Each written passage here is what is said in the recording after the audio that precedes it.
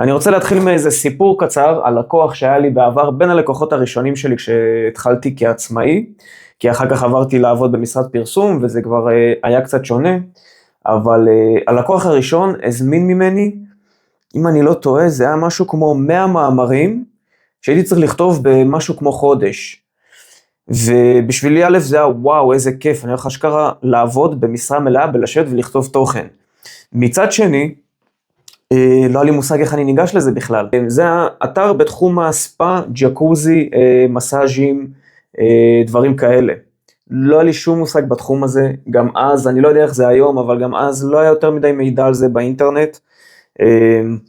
אז כן, אז כל מה שהייתי צריך לעשות בשביל לכתוב את כל המאמרים האלה, זה פשוט לשבת וללמוד את הנושא, מכתבות, מוויקיפדיה, מכל מקור מידע אפשרי, ישבתי ולמדתי קודם כל על מה אני הולך בכלל לכתוב, להבין את הנושא הזה, ואז כשהייתי יושב לכתוב זה היה הרבה יותר קל ומהר.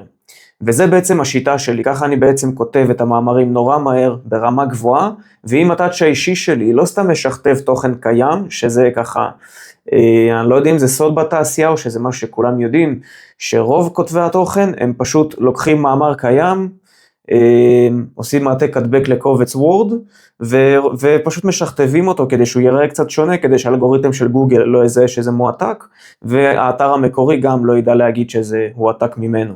אבל בגדול זה מה שהרוב עושים, אני לא מאמין בזה, לדעתי זאת גם טעות חמורה, מבחינת הקידום של אותו אתר, זה מאמר שהוא פשוט לא אפקטיבי. למה? כי יש עיקרון מאוד מאוד קריטי בתחום ה-SEO, בתחום הקידום האתרים האורגני, זה שאתם, בואו נאמר את זה, אתם צריכים להביא משהו חדש לשולחן. אם המאמר שלכם לא הביא שום דבר חדש, לא זווית ראייה אחרת, לא איזה פרספקטיבה אחרת על הנושא, באותו עניין, לצורך הדוגמה, על מסאז'ים, אם פשוט אני משכתב מאמר קיים על מסאז'ים, אז מה עשיתי פה בעצם?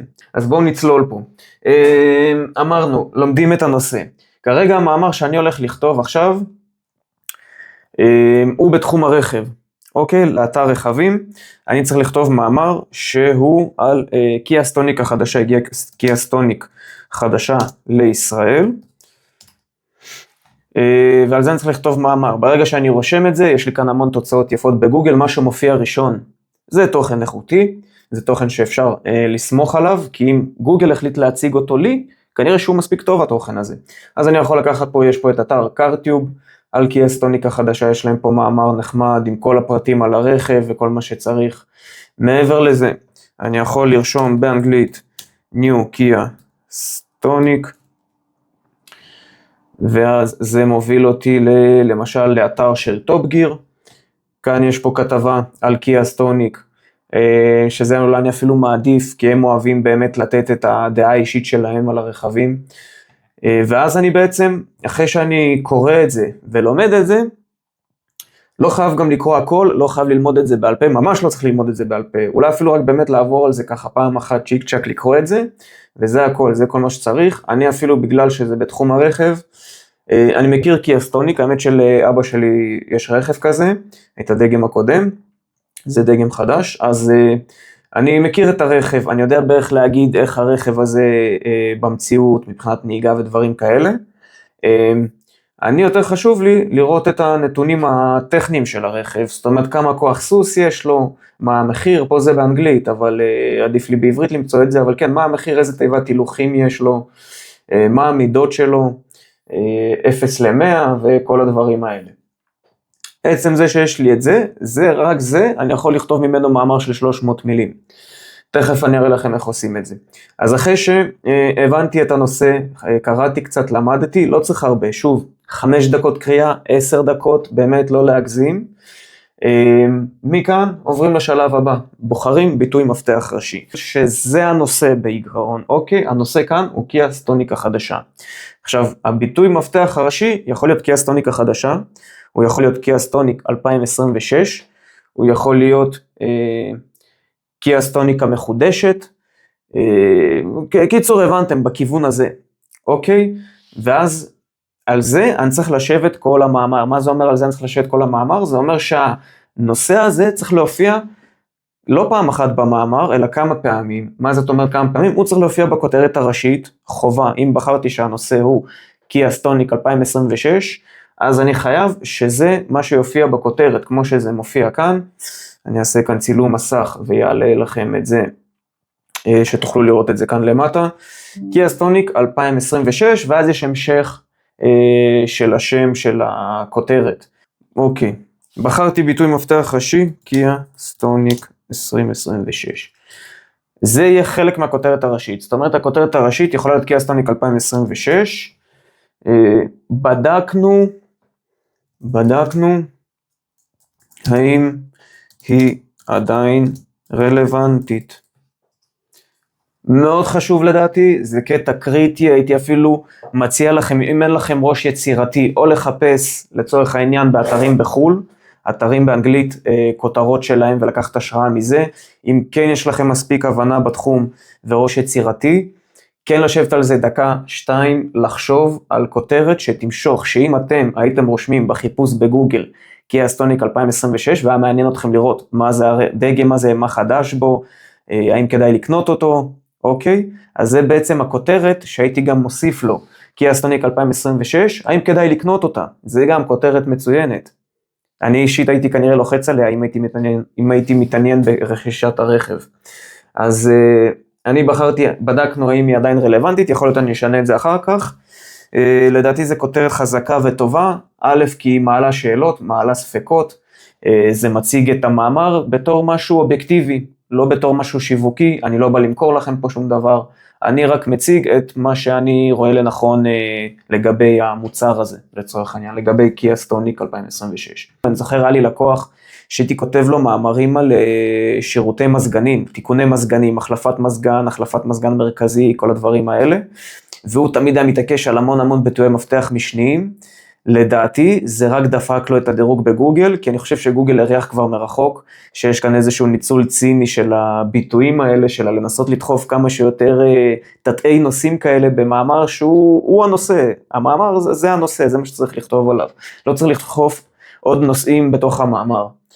אתם רוצים עוד נושאים, תכתבו עוד מאמרים על הנושאים האחרים, לדעתי אין צורך לעשות את זה, שוב אפשר, לא שאני לא ממליץ, אבל אני גם כאילו כן ממליץ ולא ממליץ, 50-50, תלוי בנושא, תלוי מה האורך של המאמר, וכן הלאה. שוב, לא רוצה להיכנס פה לתוך תוככי הדברים. אוקיי, הדבר הבא שאנחנו רוצים, זה לכתוב כותרת ראשית. עשינו, עכשיו עושים כותרות משניות. בעיקרון, אנחנו צריכים שיהיה מבנה למאמר, אחרת יהיה לנו מאוד קשה לכתוב מאמר שלם, כי כל פעם אנחנו נעצור לחשוב מה הדבר הבא שצריך לכתוב. אז אני כבר מראש, שוב, אם הקשבתם לי מההתחלה ועשיתם מחקר קצר של 5-10 דקות בנושא, אתם יודעים בערך על מה הולך להיות המאמר, אתם יודעים מה הולך להיות כתוב בו פלוס מינוס, מה אחרים כתבו במאמרים שלהם. אז מראש אני יכול לכתוב כבר כותרות שהם יהיו בעצם, זה יעזור לי נטו לדעת על מה אני הולך לכתוב ברגע שנתקעתי באיזושהי פסקה. אני כותב את הפסקה, אני תכף אראה לכם איך אני עושה את זה, עד שאני מגיע לכותרת, עד שאני, זאת אומרת, כבר הראש מתפוצץ, כבר אין לי יותר מה לכתוב על זה, וזהו, שם נקודה, פסקה חדשה, יש לי כבר כותרת בשבילה, אני יודע על מה אני הולך לכתוב. אז אני הולך לכתוב פה את הפסקאות, מה חדש? בעיצוב של סטוניק 2026, אוקיי? אנחנו יכולים להוסיף פה איזה מנועים יש לקיה סטוניק. שימו לב שאני גם מכניס פה ביטויי מפתח משניים. אני תכף אסיים, אני אראה לכם בצילום מסך כאן למטה, שגם על הדרך הכנסתי ביטויי מפתח משניים, למרות ששוב, לדעתי זה לא חובה, זה ככה סתם נטו ליתר ביטחון. איזה מנועים של קיה סטוניק החדשה, חוויית נהיגה. עשיתי את הכותרות המשניות, כותרת ראשית, זה נותן לי איזשהו מבנה למאמר, אוקיי? יש לנו את זה. עכשיו עוברים לקטע הבא, וזה לכתוב פסקת פתיחה מהידע האישי. שזה אומר, שוב, עברתם בהתחלה 15 דקות על הנושא, אתם יודעים בערך על מה אתם הולכים לכתוב. לדעתי הכי כדאי, וזה לא סתם כדאי, אני מאוד מאוד ממליץ על זה, לכתוב את התשובה שרשמתם בשאלה בכותרת הראשית. גם אם אין פה באמת שאלה, הרי הכותרת הראשית אצלי בדקנו אם היא עדיין רלוונטית, האמת שכן, כאן יש דווקא שאלה, אבל לא חובה.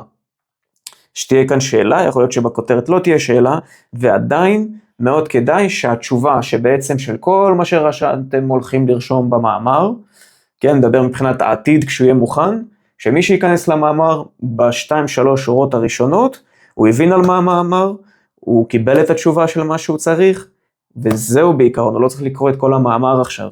א', זה מגדיל את הסיכוי שאולי הוא יקרא עוד איזושהי פסקה שמעניינת אותו, וב', זה יגדיל את הסיכוי שאולי הוא יחפש באתר שלי, האתר שאליו הוא הגיע בשביל לקרוא את המאמר הזה, הוא יחפש עוד מידע.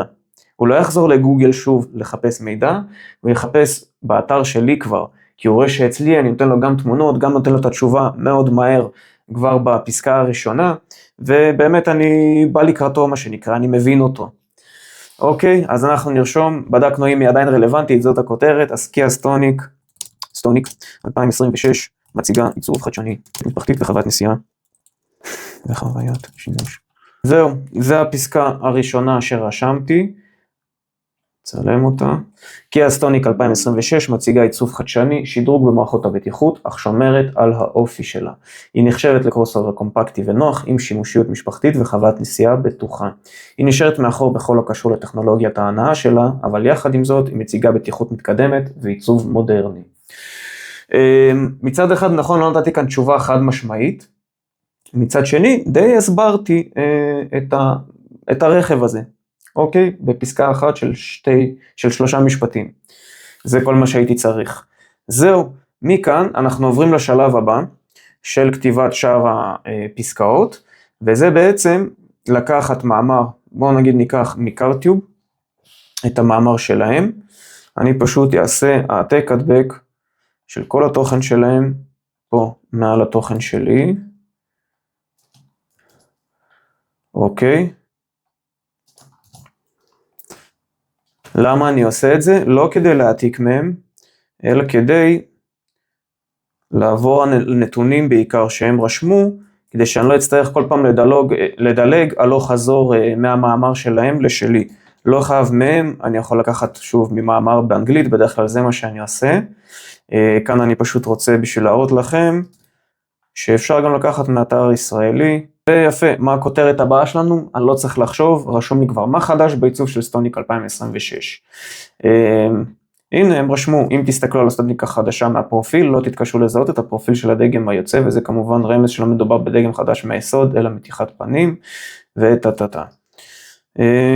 אני יכול להשתמש בזה ולשכתב את זה, אבל לא, אני אכתוב את זה כמו שאני רואה לנכון, ואני כמובן יכול גם, בגלל שמדובר בעיצוב ובנראות, אני יכול פשוט להסתכל על התמונה של הרכב, ולראות מה בעצם חדש בו ואיך הוא נראה, ולספר את זה במילים שלי. אז בואו נרשום את הפסקה הזאת.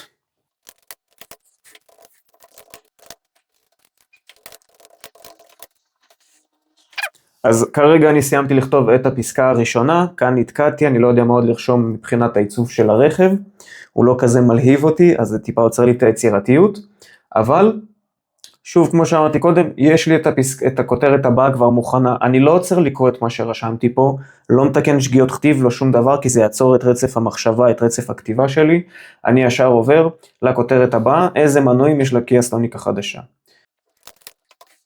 זהו, שוב, סיימתי כאן עוד פסקה על המנועים של קיה סטוניק החדשה, ממשיך לפסקה הבאה, יש לי כבר כותרת, חוויית נהיגה בדגם החדש, וככה שוב פעם ושוב פעם, עד שאני אסיים את כל הפסקאות האלה. פשוט מאוד. זהו חברים, אחרי כתיבה של לא יודע כמה זמן עבר, אולי 10 דקות, סיימתי את כל הפסקאות, אמנם זה יצא לי טיפה קצר יותר ממה שבדרך כלל אני רושם, כדאי לי להוסיף פה עוד, בדרך כלל אני רושם לפחות 800 מילים במאמר, אין לזה איזושהי חוקיות, זה לא חובה, אבל זה המקובל, באזור ה-800, 1,000 מילים, זה האזורים של האורך הגיוני למאמר, כרגע נשאיר את זה ככה. זהו, אני אפילו לא בודק מה כתבתי, אתם יכולים לראות כאן, יש המון סימונים אדומים, על כל מיני שגיאות כתיב כנראה שיש לי פה. מה שאני הולך לעשות עכשיו, זה להעתיק אותו, העתק, הדבק לג'ימיני, לכלי AI שאתם משתמשים בו. אני משתמש בג'ימיני, כרגע לדעתי הוא הכי אמין, הכי טוב והכי חזק, במיוחד בשפה העברית. אני ארשום לו מתחת למאמר, תבדוק שגיאות כתיב, אם יש כאלה, תתקן אותן. זה הכל. עכשיו הוא יחזיר לי את המאמר פיקס, בלי שגיאות כתיב. כל מה שלי יישאר לעשות, זה לשבת ולקרוא אותו עם עצמי, מההתחלה עד הסוף, בפעם הראשונה, לראות מה בעצם יצא לי כאן, וזהו, ואז אני אוכל להעלות אותו לאתר. זה הכל. תשאירו תגובה, תגידו אם זה מה שמעניין אתכם, אם זאת הרמה שלכם בקידום אתרים, אם אני אולי דווקא נכנס פה לדברים יותר מדי עמוקים, אולי ללכת עוד כמה שלבים אחורה, אולי הפוך, אני יותר מדי מבלבל את המוח על דברים שאתם כבר יודעים, ועדיף אולי לעלות ברמה. זה בגדול הטיפים שלי, ככה אפשר לכתוב בלי שום ניסיון, בלי שום ידע בתחום, מאמר תוך 40 דקות עד שעה, נגיד בפעם הראשונה ייקח לכם שעה, בפעם השנייה זה כבר יתקצר, בפעם השלישית פחות ופחות ופחות, תאמינו לי אחרי כמה וכמה מאמרים, אתם תכתבו את זה אולי אפילו יותר מהר ממני, וזהו, נתראה, אם תעשו סאבסקרייב, נתראה בסרטון הבא.